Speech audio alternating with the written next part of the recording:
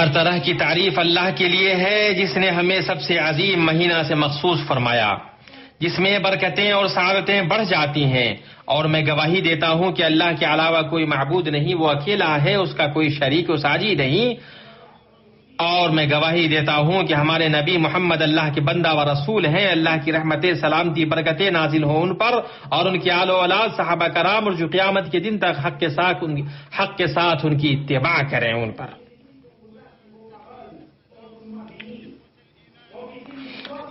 اللہ کے بندو، اللہ کا تقوی اختیار کرو، روزہ کے مہینے میں صدق و اخلاص کے ذریعے اپنے اعمال و اقوال کا تزکیہ کرو اور اپنے مبارک اوقات کو غنیمت جانو قبل اس کے کہ پیشانیوں کے بل گرفت کی جائے اور نجات کی کوئی راہ نہ بچے۔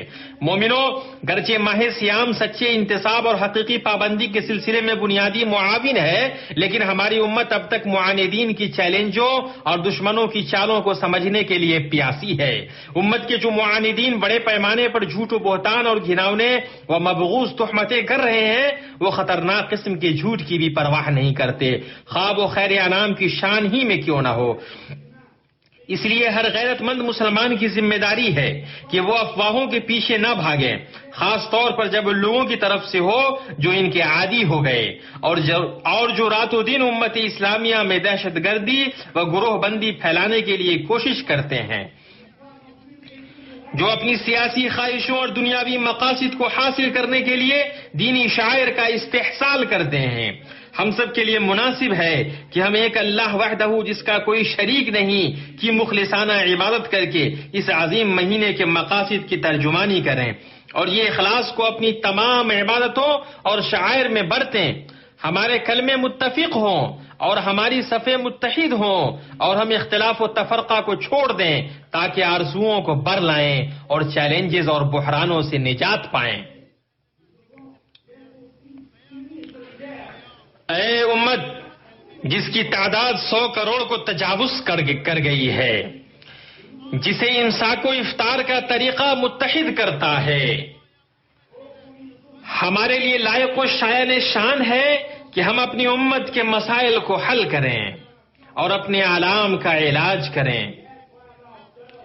خودداری اور عزت کے ساتھ ہم اپنی امیدوں اور انجام پر نظر ڈالیں کیونکہ رمضان مدد و قوت اور غلبہ کا مہینہ ہے۔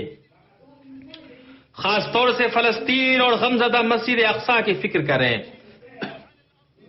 مبارک سرزمین پر ظالم صہیونی کی جاری جارحیت پر روک لگائیں۔ اسی طرح عراق میں امن و اتحاد کو قائم کرنے کی ضرورت ہے۔ بلاد شام جہاں کے سرکشی و فساد کا شکنجہ کسنے والوں اور ظلم و استبداد کے لشکروں کی طرف سے انسانی حقوق کی گھناؤنی پامالی اور بین الاقوامی اصولوں کی دھجیاں اڑاتے ہوئے قتل و خون ریزی، جرائم، قید و بند اور عام مصیبتوں میں اضافہ ہوا ہے، اور مبارک سرزمین یمن میں جہاں کے باشندے کروا گھونٹ پی رہے ہیں اور جہاں کے حالات نگاہوں کو آبدیدہ کر رہے ہیں، اور ہم کیسے بھول سکتے ہیں برما اور ارکان کے مسلمانوں کو جنہوں نے قرآن کے مہینے کا استقبال قتل عام شہر بدر کیے جانے، سرکشی، ہجرت اور خطرناک دھمکیوں کا سامنا کرتے ہوئے کیا ہے۔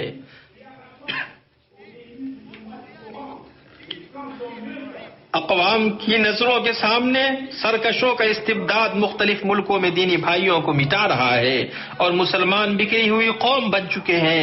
اللہ اکبر، یہ دل کے لیے کس قدر تکلیف دہ ہے۔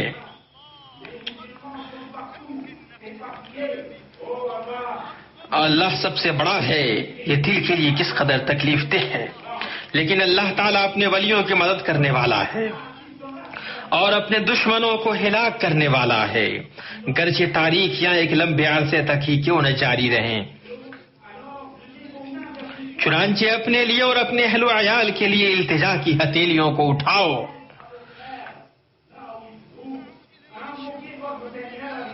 اور اللہ تبارک تعالیٰ سے کریا وزاری کے ساتھ دعائیں مانگو، اسی کے دربار میں اپنی شکایت اور فریاد پیش کرو کہ وہ تمہارے کمزور شہر بدر کیے ہوئے مصیبت زدہ، قید و بند کے شکار اور ہر جگہ پریشان حال بھائیوں کی مدد کرے، ان کے کرب و ملال کو دور فرمائے، ان کی پریشانیوں اور مصیبتوں کا ازالہ فرمائے، اور اسی طرح ہم اللہ کی اس نعمت کو یاد کریں جو اس نے امن و امان کے ذریعے اس ملک کو عطا فرمائی ہے، اور اس ایمانی اور حفاظتی خدمت اور ترقی سے متعلق سہولتوں کو یاد کریں جن سے معتمرین اور زائرین محظوظ ہو رہے ہیں، وہ سب اللہ کے فضل سے ہے۔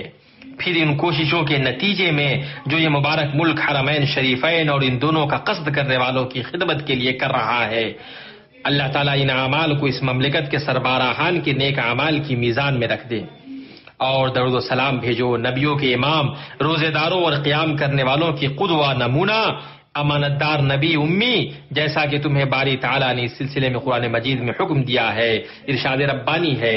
اللہ تعالیٰ اور اس کے فرشتے اس نبی پر رحمت بھیجتے ہیں۔ اے ایمان والو، تم بھی ان پر درود بھیجو اور خوب سلام بھیجتے رہا کرو، اور نبی کریم صلی اللہ علیہ وسلم نے فرمایا، جس نے میرے اوپر 1 مرتبہ درود و سلام بھیجا تو اللہ تعالیٰ اس پر 10 مرتبہ درود و سلام بھیجتا ہے۔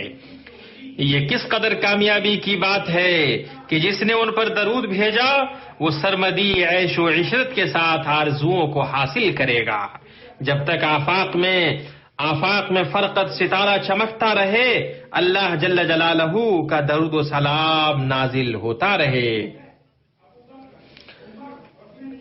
تمام صحابہ کرام اور تبع تابعین پر اللہ تبارک تعالیٰ کی رحمت نازل ہو، تمام مسلمانوں کو اللہ تبارک تعالیٰ عزت عطا فرمائے، اور جو مسلمانوں کے دشمن ہیں اللہ تبارک تعالیٰ ان کے مکر و فریب اور ان کی عداوت کو انہی کی طرف پھیر دے اور ان کو ذلیل و خوار کرے۔ اے اللہ ہمارے اماموں کی اصلاح فرما اور ہمارے سربراہان کی تو مدد فرما۔ اے اللہ جس چیز پر تو راضی ہوتا ہے اور جس چیز کو تو پسند کرتا ہے، اے اللہ اس چیز پر ہمیں قائم و دائم رکھ۔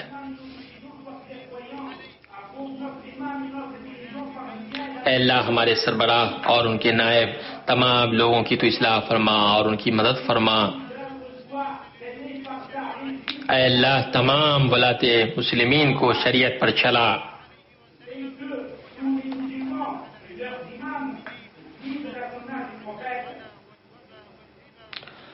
اے اللہ ہمیں زنا، بیماری، وبا اور ہر طرح کی مصیبتوں سے بچائے پروردگار۔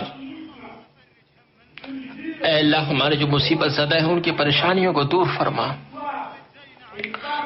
اے اللہ جو لوگ قرضدار ہیں اللہ ان کے قرض کو دور فرما۔ اے اللہ اچھے طریقے سے روزہ رکھنے اور قیام کرنے کے اللہ ہم پہ فضل عطا فرما۔ اے اللہ اس مبارک مہینے میں زیادہ سے زیادہ عبادت کرنے کی توفیق عطا فرما۔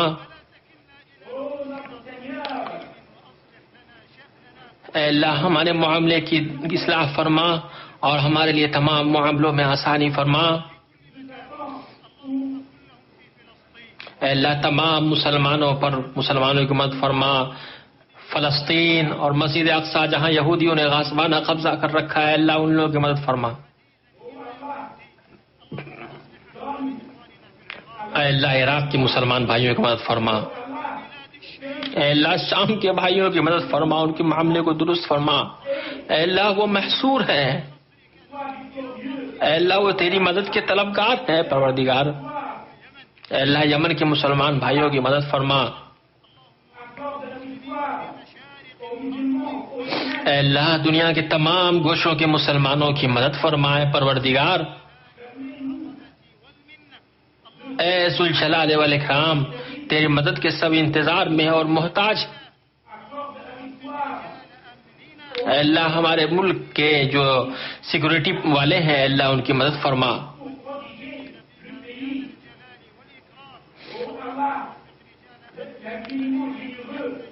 اے اللہ ہماری فوجی بھائیوں کی اور ملک کی حفاظت کرنے والے لوگوں کی مدد فرما۔ اے اللہ مسجد حرام کی خدمت پہ جو لوگ بھی مامور ہیں اللہ ان کی مدد فرما۔ اے اللہ ہمیں دنیا میں بھی بھلائی عطا فرما اور آخرت میں بھی بھلائی عطا فرما اور ہمیں جہنم کے عذاب سے بچا۔ اے اللہ اگر تیرے رحم نہ ہوا تو ہم خسارہ اور گھاٹا پانے والوں میں سے ہو جائیں گے۔ اے اللہ ہم تجھ سے ہی توبہ طلب کرتے ہیں۔ اے اللہ ہمارے گناہوں کو معاف فرما۔ اے اللہ ہمارے والدین کو معاف فرما اور تمام مسلمانوں کو معاف فرما۔ اے اللہ تو سننے والا اور جاننے والا، معاف کرنے والا غفور الرحیم تواب الرحیم ہے۔ اے اللہ تو دونوں جہان کا مالک ہے۔ وآخر دعوانا الحمدللہ رب العالمین۔